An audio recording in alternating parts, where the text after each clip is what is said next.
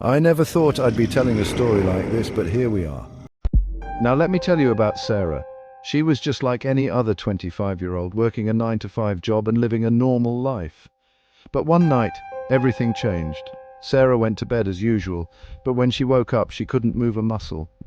Her eyes darted around the room in panic, but her body remained frozen, and that's when she saw it. A dark figure looming in the corner of her room. Sarah tried to scream, but no sound came out. She was completely helpless, trapped in her own body as this shadowy presence slowly approached her bed, heart beating faster and faster, making time seem almost non-existent. But here's where things get really strange. Sarah's experience isn't unique. Thousands of people around the world report seeing these shadow people during episodes of sleep paralysis. These entities aren't just vague shapes, they're often described as having distinct forms, sometimes even wearing hats or cloaks. You're not going to believe this, but some people report seeing multiple shadow figures at once, all gathered around their bed, watching, waiting. It's like something out of a horror movie, except it's happening in real life, to real people, night after night, and the worst part, they can't do anything about it.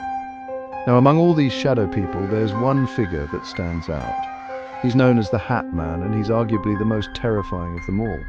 Picture this, a tall, dark silhouette of a man wearing a wide-brimmed hat and a long trench coat. But here's the kicker, where his eyes should be, there are only glowing red orbs.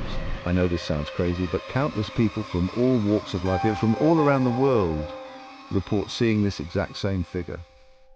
And every single time, his presence fills them with an overwhelming sense of dread and evil. It's like he's not just a hallucination, but something more. But the Hatman isn't the only entity people encounter during sleep paralysis. Some describe seeing demonic figures, creatures so horrifying that they defy description. It was like something straight out of hell. This thing was crouched on my chest, its face inches from mine. I could feel its hot breath on my skin, smell the stench of decay, and all I could do was lie there, praying for it to end. Can you imagine how terrifying that must have been? Now, you might be thinking this is just a handful of people with overactive imaginations, but here's the thing. Sleep paralysis is far more common than you might think. Studies show that anywhere from 8% to 50% of people experience sleep paralysis at some point in their lives. And get this, many of these experiences are eerily similar, regardless of the person's cultural background or beliefs. From the streets of New York to the remote villages of Indonesia, people are seeing the same shadowy figures, experiencing the same paralyzing fear. It's like there's some kind of universal nightmare that's haunting humanity. So, what exactly is going on here? Well, from a scientific standpoint, sleep paralysis occurs when your mind wakes up before your body does.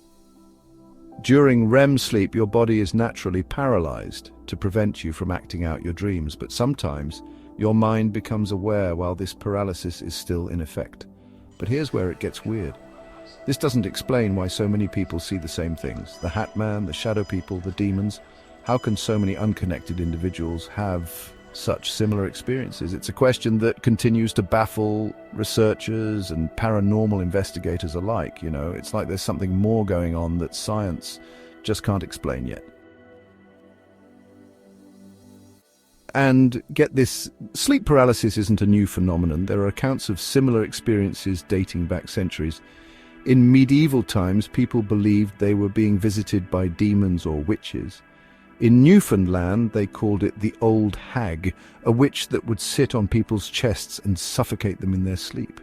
In fact, some researchers believe that many historical accounts of demon or alien abductions might actually have been instances of sleep paralysis. It's like this terrifying experience has been haunting humanity throughout our entire history. It makes you wonder what our ancestors were really experiencing, doesn't it? Now here's where things get really interesting. While the core experience of sleep paralysis seems to be universal, the exact nature of what people see can vary based on their cultural background. In Cambodia, for example, people often report seeing the Khmer Sangkat, a ghost of someone who died a violent death. In Turkey, sleep paralysis is known as karabasan, which literally translates to the dark oppressor. They describe it as a dark shadow that attacks people in their sleep. It's like our deepest cultural fears are manifesting in these moments of paralysis. It's almost as if these entities are tailoring themselves to whatever scares us the most. But why is sleep paralysis so terrifying?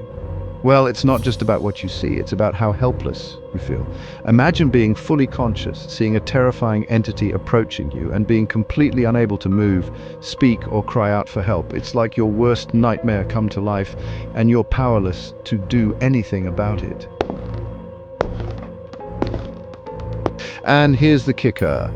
This feeling of helplessness can be so traumatic that some people develop the fear of going to sleep. They lie awake at night, dreading the moment they might slip into paralysis and come face to face with the shadows once again. It's a vicious cycle of fear and sleeplessness that can really mess with your mind. So how do people deal with this terrifying experience? Well, some have found ways to cope.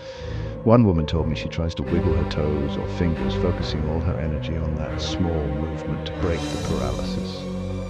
Others try to remind themselves that it's not real, that it's just a hallucination. But here's the thing. Even knowing it's not real doesn't make it any less scary in the moment. When you're face to face with the Hatman, his red eyes boring into your soul, all that rational thinking goes right out the window. It's like, no matter how much you tell yourself it's not real, your brain just can't accept it. Now, from a medical standpoint, sleep paralysis is still somewhat of a mystery. While we understand the basics of what's happening in the brain, we still don't know why some people experience it more than others, or why it can be so vivid and terrifying. Some researchers believe it might be linked to other sleep disorders like narcolepsy. Others think stress, anxiety, or irregular sleep patterns might play a role. But the truth is, we're still in the dark about a lot of aspects of this phenomenon. It's like, the more we learn about sleep paralysis, the more questions we have.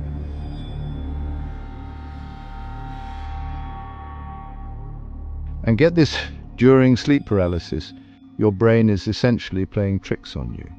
The same parts of your brain that create dreams are active, but you're conscious.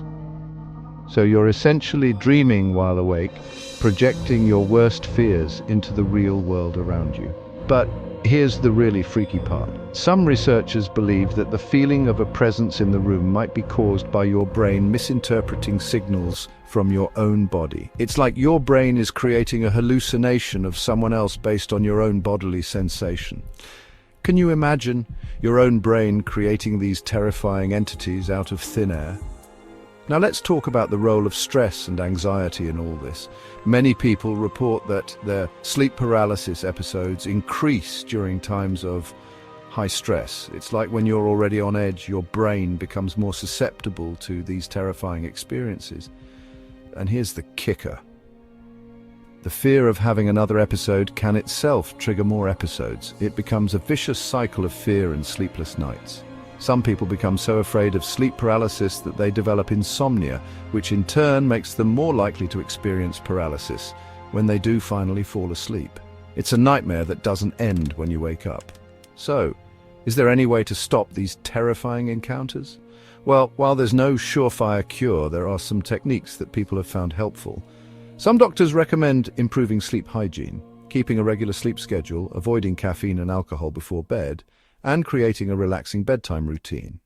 Others suggest trying to turn sleep paralysis into a lucid dreaming experience. The idea is that if you can recognize you're in sleep paralysis, you might be able to take control of the experience rather than being a helpless victim. But it's easier said than done when you're face to face with your worst nightmares. But what about the long-term effects of experiencing regular sleep paralysis? Well, for some people, it can have a significant impact on their mental health. The constant fear, the lack of sleep, the feeling of losing control, it can all add up to create serious anxiety and even depression. I spoke to one man who said he hadn't had a good night's sleep in years. Every night he goes to bed dreading what he might see. It's like living in a constant state of fear, never knowing when the shadows might return. Can you imagine living like that, always afraid to close your eyes?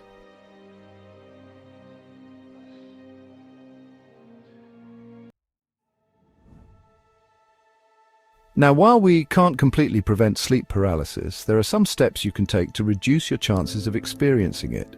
Maintaining good sleep hygiene is key. This means going to bed and waking up at the same time every day, avoiding screens before bedtime, and creating a calm, relaxing sleep environment. Some people have also found that sleeping on their side, rather than their back, can help reduce episodes. And managing stress through techniques like meditation or yoga might also make a difference. But, when you're dealing with something as mysterious as sleep paralysis, there are no guarantees. So, what are we dealing with here? Is it all in our heads, or is there something more supernatural going on? Well, the scientific community generally agrees that sleep paralysis is a neurological phenomenon, but that doesn't explain why so many people see the same entities, like the Hatman. Some paranormal researchers argue that sleep paralysis might be a window into another realm, a moment when the veil between our world and the spirit world is lifted. Others suggest it might be related to out-of-body experiences or astral projection. It's like we're caught between two worlds, unable to fully explain what's happening. The truth is, there's still so much we don't understand about sleep paralysis. Researchers are continuing to study this phenomenon, using advanced brain imaging techniques and collecting data from thousands of experiences. But for now, many questions remain unanswered. What we do know is that sleep paralysis is a very real, very terrifying experience for millions of people around the world. Whether it's all in our heads or something more, the fear it creates is undeniably real, and who knows, maybe one day we'll finally uncover the truth behind these nocturnal terrors. As we come to the end of this disturbing journey, I want you to remember one thing. If you've experienced sleep paralysis, you're not alone. Millions of people around the world have faced the same terrors, seen the same shadows, felt the same paralyzing fear. Whether it's the Hatman, shadow people, or demons, these entities continue to haunt our nights, lurking in the corners of our bedrooms, waiting for that moment when we're most vulnerable. So tonight, when you go to bed, just remember, if you wake up and can't move, if you see a shadow in the corner of your room, you might just be the next victim of sleep paralysis. And there you have it. The terrifying world of sleep paralysis, from shadow people to the infamous Hatman.